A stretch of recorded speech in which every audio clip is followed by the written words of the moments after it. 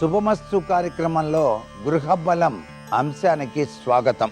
వాస్తుశాస్త్రంలో ఒక గృహాన్ని మనం నిర్మాణం చేసినప్పుడు మనం ఇంటి అందం కోసం వినియోగించేటువంటి ఇంటీరియర్ డెకరేషన్స్ విషయంలో కూడా వాస్తుశాస్త్రం పాటించాలి.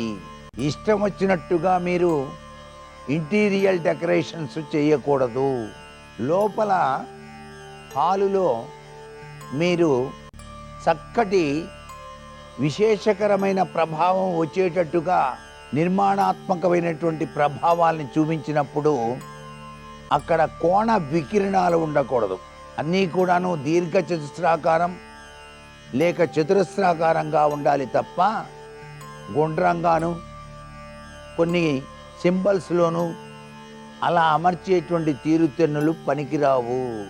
ఆ ఇంట్లో నిద్రించేటువంటి సమయంలో సరైనటువంటి ప్రభావం ఉండదు.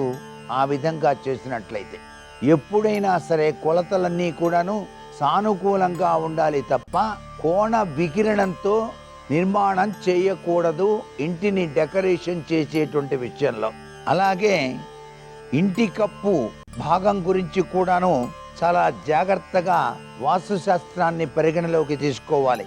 కప్పు ఇంటికి 5వ గోడ కింద లెక్క కాబట్టి నేల గోడ ఎలాగో కప్పుకు కూడాను అట్లాంటి మహత్తు ఉంది కాబట్టి ఇంటిని అలంకరిస్తారు కానీ కప్పు గురించి అందరూ ఆలోచించరు. ఇంటిపై కప్పు వాస్తు విషయంలో కొన్ని నియమాలు పాటించాలి. ఇంటి కప్పు వంకరగా మాత్రం నిర్మించకండి. దీనివల్ల అనారోగ్య సమస్యలు ఎక్కువగా వస్తాయి. ఎత్తు గురించి ఆలోచించండి. ఇంటి కప్పు ఎత్తు గురించి కూడా ఆలోచించాలి. ఇంటి కప్పు ఎత్తు కొన్ని ప్రమాణాలు ఉన్నాయి. 10 నుంచి 12 అడుగుల ఎత్తున కప్పు ఉండాలి. 8 అడుగుల ఎత్తున కడితే సమస్యలు వస్తాయి అని చెప్పేసి గుర్తుపెట్టుకోండి. 8 అడుగుల ఎత్తులో ఎప్పుడూ కూడా కప్పు ఉండకూడదు. కనీసం 10 నుంచి 12 అడుగుల ఎత్తులో ఉండాలి. కప్పుకి అద్దాలు పెట్టకూడదు. చాలామంది అద్దాలతో బిగిస్తూ ఉంటారు కప్పులు. అవి చాలా తప్పండి. ఇల్లు పెద్దవిగా కనిపించాలని, అందంగా కనిపించాలని కప్పుకి అద్దాలు పెడతారు.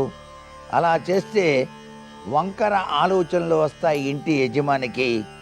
గోడలకు అద్దాలు ఒక హద్దు వరకు పర్వాలేదు. గోడల నిండా అద్దాలు బిగించకూడదు. దానికి ఒక హద్దు ఉంది. ఇష్టం వచ్చినట్టు అద్దాలు పెట్టకూడదు.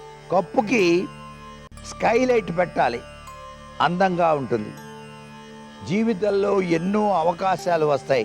క్షేత్రం విస్తరిస్తుంది. కార్యాలయాల్లో స్కైలైట్ పెట్టినట్లయితే మీ యొక్క ప్రవృత్తి చాలా చక్కగా ఉంటుంది. కెరియర్ కూడా చాలా బాగా ఉంటుంది.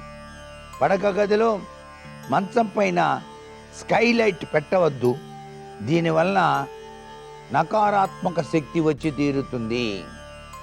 ఎప్పుడు పడక గదిలో మాత్రం మంచం పైన పెట్టకూడదు. దూలం కింద కూర్చోవటం, నిద్రించడం, పని చేయటం అస్సలు మంచిది కాదు. దూలం పెట్టడం అవసరమైతే దాని కింద ఏ పని చేయకుండా జాగ్రత్తగా ఉండండి. కప్పుకి తెల్ల రంగు వేయటం చాలా శ్రేష్టదాయకమైన ప్రభావాన్ని ఇస్తుంది. ఇకపోతే వాస్తుశాస్త్రరీత్యా వంటిల్లు ఎలా ఉండాలి? వేడి గాలి బయటికి పోవడానికి వెంటిలేటర్ అనేటువంటిది చాలా అవసరం. వాస్తుశాస్త్ర ప్రకారం వంట ఇల్లు లేకపోతే సమస్యలు వస్తాయి. 4-5 అడుగుల గోడ ఎత్తు లేకపోతే స్త్రీల ఆరోగ్యంపై ఎక్కువ ప్రభావం చూపుతుంది.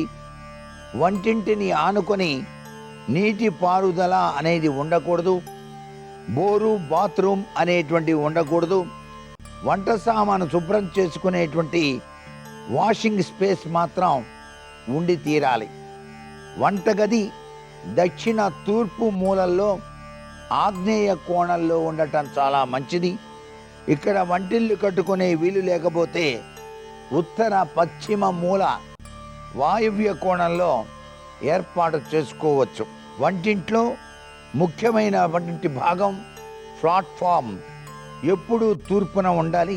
ఈశాన్య కోణంలో సింక్, అగ్ని కోణంలో పొయ్యి, ఉండటం మంచిది.